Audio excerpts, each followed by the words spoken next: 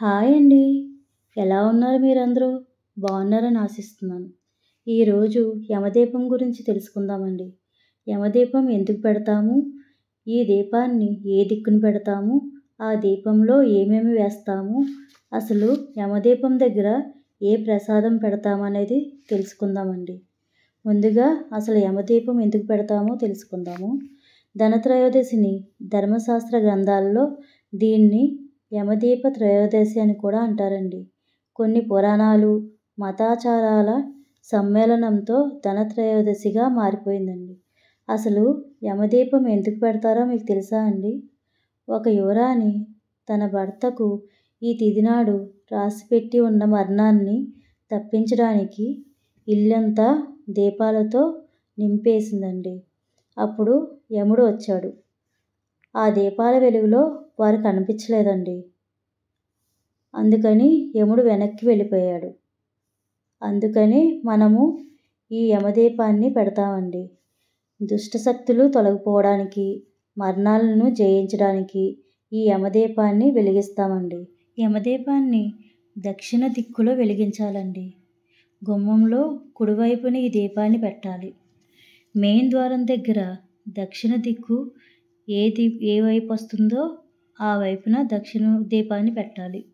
ముందుగా మనం ద్వారబంధం దగ్గర నుంచి బయటికి వెళ్ళి ఎటువైపు అయితే దక్షిణ వైపు వస్తుందో అటువైపు కూర్చుని మన కుడి చేతి వైపు ఈ దీపాన్ని పెట్టుకోవాలండి. ముందుగా పసుపు రాసుకొని దానిపైన కుబేర ముగ్గును వేసుకొని ఒక తమలపాకు వేసుకొని దానిపైన కల్లుప్పు వేసుకోవాలండి. దానిపైన పసుపు, కుంకుమ, అక్షింతలు అవన్నీ వేసుకుని 4 ముఖాలతో ఒక దీపాన్ని గోధుమపిండితో దీపాన్ని రెడీ చేసుకోవాలండి. దానికి 4 వైపులా బొట్లు పెట్టుకోవాలి. తర్వాత దీనిలో నువ్వుల నూనె కానీ ఆవు నూనె కానీ వేసుకోవాలండి. తర్వాత 3 వైపులా 2 ఒత్తు చొప్పున ముందుగా దక్షిణ వైపు 2 ఒత్తులు, తర్వాత తూర్పు వైపుని 2 ఒత్తులు, నెక్స్ట్ పడమటి వైపుని కూడా 2 ఒత్తులు వేసుకోవాలండి. కొంతమంది 4 వైపులు కూడా వెలిగించుకుంటారండి. ఎవరి ఇష్టాన్ని బట్టి వాళ్ళు వెలిగించుకోవచ్చు. నేనైతే 3 వైపులు వెలిగిస్తున్నాను. ఇలా పెట్టుకున్న తర్వాత దీంట్లో ఒక నాణెం వేసుకోవాలండి. తర్వాత ఒక గవ్వను కూడా దీంట్లో వేసుకోవాలి. కొన్ని ఆవాలు కూడా ఇందులో వేసుకోవాలండి.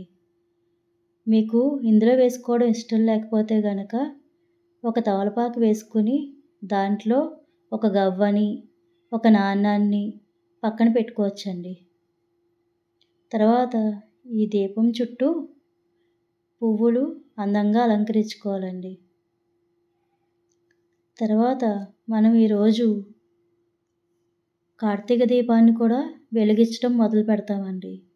ఈ నెల రోజులు కూడా కార్తీక దీపాన్ని పెడతాం కదా, అది కూడా ఈ రోజు నుంచే మొదలుపెట్టి నెల రోజులు మనం గుమ్మం దగ్గర దీపాన్ని పెట్టుకుంటామండి.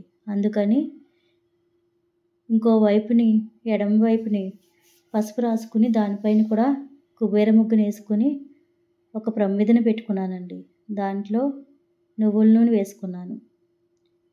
దీంట్లో 2 ఒత్తులను వేసుకొని దీపం చుట్టూ పువ్వులతో అలంకరించుకున్నానండి.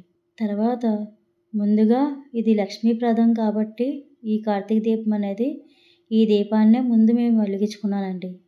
తర్వాత యమదీపాన్ని వెలిగించాలి. ఈ కార్తీక దీపం దగ్గర రాగి చెంబులో వాటర్ను వేసుకొని దాంట్లో పసుపు, కుంకుమ, గంధం, అక్షింతలు, ఒక పుష్పాన్ని ఉంచానండి. తర్వాత ఈ కార్తీక దీపం దగ్గర నైవేద్యంగా పంచదారను పెట్టుకొని దీపజ్యోతికి నమస్కరించుకున్నాను. తర్వాత యమదీపాన్ని కూడా 3 వైపులా వెలిగించుకున్నాను. ఈరోజు యమదీపం ప్రత్యేకత కాబట్టి దక్షిణ వైపే ముందు నేను వెలిగించుకున్నానండి. తర్వాత తూర్పు వైపున, తర్వాత పడమర వైపున వెలిగించుకున్నాను. కొంతమంది అయితే తూర్పు వైపు నుంచి అలా వెలిగించుకుంటారు. నేనైతే దక్షిణందే ముందు వెలిగించుకున్నాను. ఈ దీపం దగ్గర ఒక తమలపాకు వేసుకొని దాంట్లో 3 గుప్పిళ్ళ బియ్యం వేసుకొని దానిపైన ఒక బెల్లం ముక్క పెట్టుకోవాలండి. ఇదే ఈరోజు ఈ యమదీపానికి పెట్టే నైవేద్యం అండి. తర్వాత నమస్కరించుకొని పూజని కంప్లీట్ చేసుకోవాలి. ఈ యమదీపాన్ని సాయంత్రం వేళలో 6:15 నుంచి 8:45 లోపల ఎప్పుడైనా పెట్టుకోవచ్చండి. ఈ యమదీపాన్ని ఇంట్లోకి తెచ్చుకోకూడదండి. అందుకని దీపం ఆరిన తర్వాత అంటే కొండెక్కిన తర్వాత మరుసటి రోజు తెల్లగట్లే లెగిసి ఆ దీపాన్ని నైవేద్యాల్ని అంటే బెల్లము బియ్యం పెట్టాం కదా, ఆ నైవేద్యాన్ని అవన్నీ తొక్కని చోట చెట్టు మొదట్లో వేయాలండి. యమదీపం పెట్టుకున్నాము అంటే యముడు మన వైపు చూడకుండా ఉండాలని మనం ఈ యమదీపాన్ని పెట్టుకుంటామండి. Thank you for watching. Subscribe my channel.